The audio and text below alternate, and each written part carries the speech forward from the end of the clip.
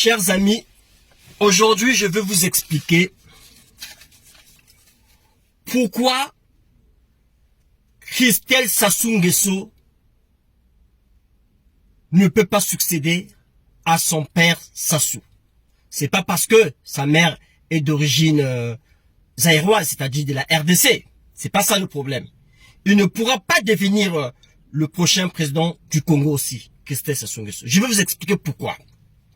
En 1997, quand Sassou Nguesso décide de renverser le président Pascal Lissouba, il demande l'aide financière à sa fille Edith Lucie Bongo, Ondimba. Cette dernière intercède à son mari Bongo pour qu'il puisse lui donner des moyens pour mener à bien son coup d'État contre le régime du professeur Pascal Lissouba en 1997. Pour organiser ce coup d'État, il y a eu 3 têtes qui ont signé les accords secrets. Il y a eu la tête militaire, la tête politique et la tête familiale. Ces 3 têtes ont signé un pacte à Libreville en face du président Bongo. Peut-être vous ne le savez pas. En 97. Que disait ce pacte? Dans ce pacte, il y avait un premier, clan. Le premier clan, c'est-à-dire le clan, la première tête, c'est la tête qui a ramené l'argent. C'est le clan familial de Bongo, qui était représenté par Edith Lucie Bongo et sa famille, et Sassou Nguesso, toute sa famille. C'est-à-dire c'était d'abord la première tête, c'est la tête familiale, parce que c'est la tête qui ramène l'argent pour la guerre. C'est Edith qui prend l'argent, qui prête l'argent, c'est Bongo, pour mener cette guerre, pour renverser le président Pascal Lissouba. Donc la première tête, c'était la tête familiale, qui était représentée par Edith Lucie Bongo, Sassou Nguesso lui-même et les autres membres de la famille. Il y avait une deuxième tête. La deuxième tête.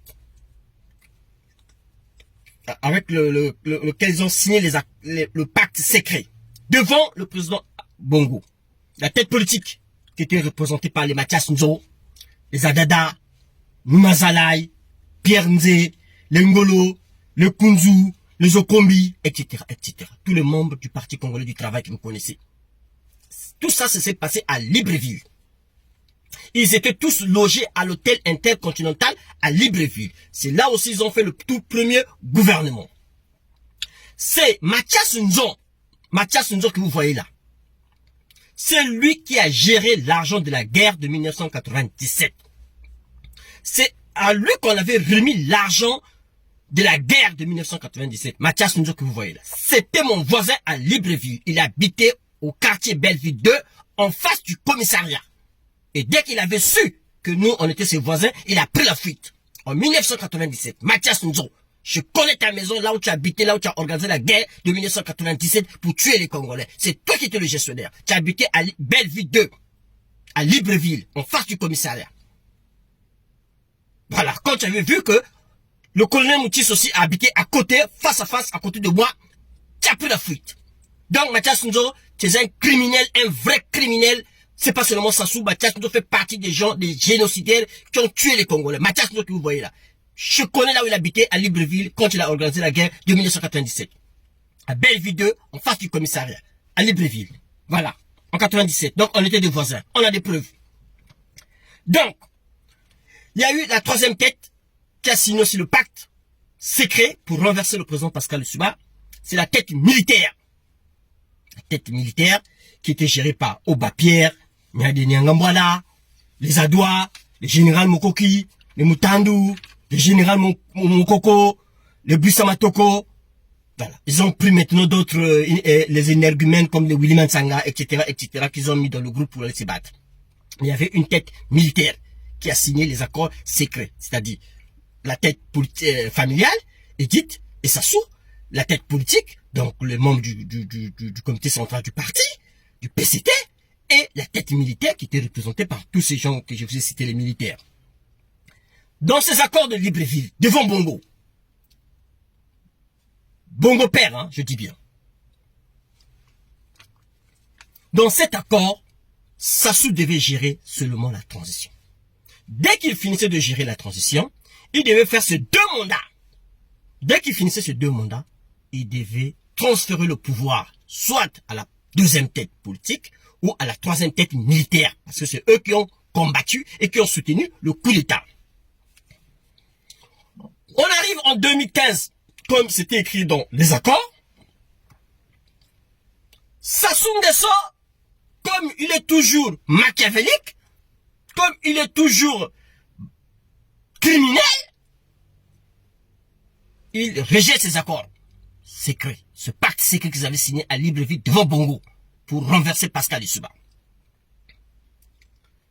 Il change la constitution, il emprisonne ses amis avec qui ils ont pris le pouvoir par les armes, il les tue, comme le colonel Adoua, le colonel Tati, il dégage Nyangambouala qui a combattu au front de la garde présidentielle. Ouais. Donc, c'est pourquoi tous qui ont ramené Sassou Nguesso au pouvoir par la force, par les armes, parce que le pouvoir de Sassou se repose sur les armes. Il a pris le pouvoir par la force, par les armes, c'est pas par les élections. Donc, tous, ils étaient vraiment dessus, ils étaient en colère contre Sassou Nguesso. Parce que le pouvoir de Sassou Nguesso, c'est pas la famille de Sassou Nguesso qui lui a remis le pouvoir. C'est pas les politiciens qui ont remis le pouvoir, mais c'est un pacte qu'ils avaient signé. Celui qui a porté l'argent, c'est Dite. Celui qui a combattu, ce sont les Nyangambouala et les généraux Mokoki, tous ces mondes-là, les Okombi.